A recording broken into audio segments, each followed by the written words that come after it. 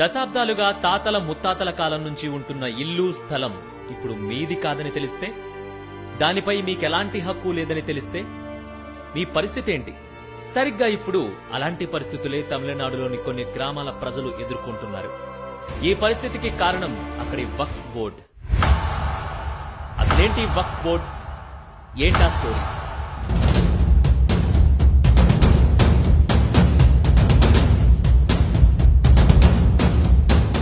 తమిళనాడుకు చెందిన రాజ్గోపాల్ అనే రైతు చేసిన అప్పును తీర్చడానికి తాతల కాలం నాటి తన భూమిని అమ్మేయాలనుకున్నాడు. బ్యాంకులకు వెళితే అక్కడ ఊహించని షాక్ తగిలింది. ఈ భూమి అతడిది కాదని, వక్ఫ్ బోర్డ్ ఆధీనంలో ఉందని, దీన్ని అమ్మడం కొనడం అసాధ్యమని చెప్పి పంపించేశారు.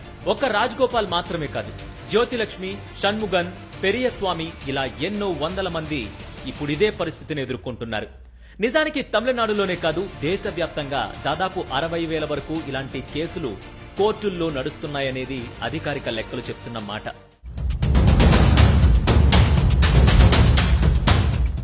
తాజ్మహల్ ఉన్న స్థలం నా పేరున రాయండి, నేను తాజ్మహల్ ని చాలా జాగ్రత్తగా చూసుకుంటాను అని ఎవరైనా అన్నారనుకోండి, ప్రభుత్వం ఏమంటుందో పక్కన పెడితే మీరైతే ఎలాంటి సమాధానం చెబుతారు? ఇదేదో జోక్గా చెబుతున్న మాట కాదు. 2018లో సున్నీ వక్ఫ్ బోర్డ్ ఇలాగే అడిగింది. అక్కడితో ఆగకుండా ఏకంగా సుప్రీంకోర్టులో పిటిషన్ కూడా వేసింది. వినడానికే ఆశ్చర్యంగా ఉంది కదా. ఇదే కాదు, భారతదేశం మొత్తంలో దాదాపు 8 లక్షల ఎకరాల భూమిని ఇలాగే వక్ఫ్ బోర్డ్ తనదేనని చూపిస్తోంది. ఇప్పుడు మీరు ఈ ఫోటో చూడండి. ఈ ఫోటోలో చూసారా? తిరుచిలోని అనేక గ్రామాల్లో లక్షల ఎకరాల భూములు తమవేనని వక్ఫ్ బోర్డ్ చూపిస్తోంది.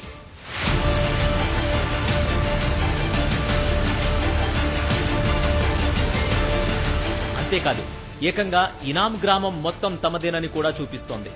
అంటే ఓ గ్రామంలోని మొత్తం భూమి వాళ్లదేనట. ఒక్క గ్రామం మాత్రమే కాదు, కేవలం తిరుచిలోనే 6 నుంచి 7 గ్రామాలు పూర్తిగా తమవేనని వక్ఫ్ బోర్డ్ చూపిస్తోంది. అంతేకాదు, వక్ఫ్ బోర్డ్ తమదేనని చెబుతున్న భూముల్లో 1000 నుంచి 1500 ఏళ్ల నాటి ఆలయాలు కూడా ఉన్నాయి.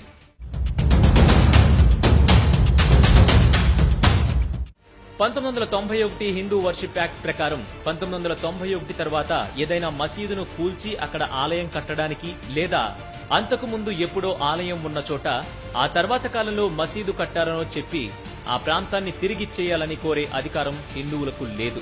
ఈ చట్టంలో ఆ విషయం స్పష్టంగా ఉంది. కట్ చేస్తే 1995లో వక్ఫ్ బోర్డ్ చట్టంలో కూడా ఓ మార్పు జరిగింది. ఈ చట్టంలోని సెక్షన్ 40 క్లాజ్ 3 ప్రకారం ఏదైనా ట్రస్ట్ కానీ, మఠం కానీ, అఖాడా కానీ ఏదైనా సరే వక్ఫ్ బోర్డు కనుక తమదేనని క్లెయిమ్ చేస్తే ఆ భూమి ఎలాంటి అడ్డంకి లేకుండా వక్ఫ్ బోర్డుకే చెందుతుంది. దీనిపై ఎవరూ కూడా సివిల్ కోర్టులో పిటిషన్ కూడా వేయడానికి వీల్లేదు. దీనిపై ఏదైనా అభ్యంతరాలుంటే వక్ఫ్ బోర్డులోనే పోరాడాలి. అక్కడ బోర్డుకు చెందిన వారే, అంటే ఇస్లామిక్ ధర్మానికి చెందిన ఓ అధికారి, ఓ ఎంపీ తదితరులు కలిసి ఆ భూమిని వక్ఫ్ బోర్డుదా లేదా పిటిషన్దారుడిదా అని ఇస్లాం పద్ధతిలో సర్వే చేసి తేలుస్తారు. ఆ తర్వాత వారు ఏది న్యాయం అనుకుంటే అదే తీర్పు.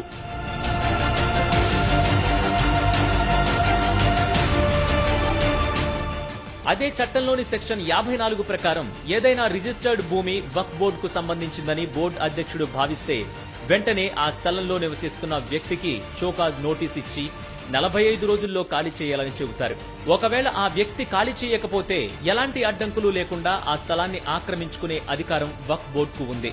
విచిత్రం ఏంటంటే ఈ 2 చట్టాలు కాంగ్రెస్ హయాంలో, అది కూడా పివి నరసింహారావు ప్రధానిగా ఉన్న సమయంలోనే అమలులోకి వచ్చాయి.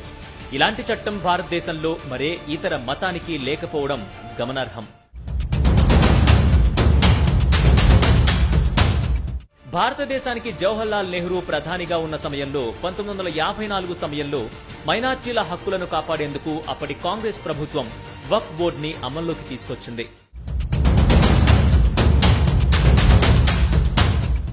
ఈ మధ్య కాలంలో రాష్ట్రంలోని మదర్సాలపై ఉత్తరప్రదేశ్ ప్రభుత్వం సర్వే ప్రారంభించింది. ఆ సర్వే ఓ పక్క కొనసాగుతుండగానే ఇప్పుడు తాజాగా రాష్ట్రంలోని వక్ఫ్ ఆస్తులపై సర్వే చేపట్టాలని యూపీ సర్కార్ నిర్ణయించింది. ఏ భూమైనా సరే ఆటోమేటిక్ గా వక్ఫ్ ఆస్తిగా పరిగణించే 1989 వక్ఫ్ బోర్డు చట్టాన్ని తప్పుబట్టింది. ఇకపై అలా రిజిస్టర్ చేయడానికి వీల్లేదని, ఇప్పటి వరకు రిజిస్టర్ అయిన భూముల వివరాలు సేకరించాలని మెజిస్ట్రేట్లను, కమిషనర్లను ఆదేశించింది. దీంతో యోగి సర్కార్ నిర్ణయంపై విపక్షాలు భగ్గుమన్నాయి.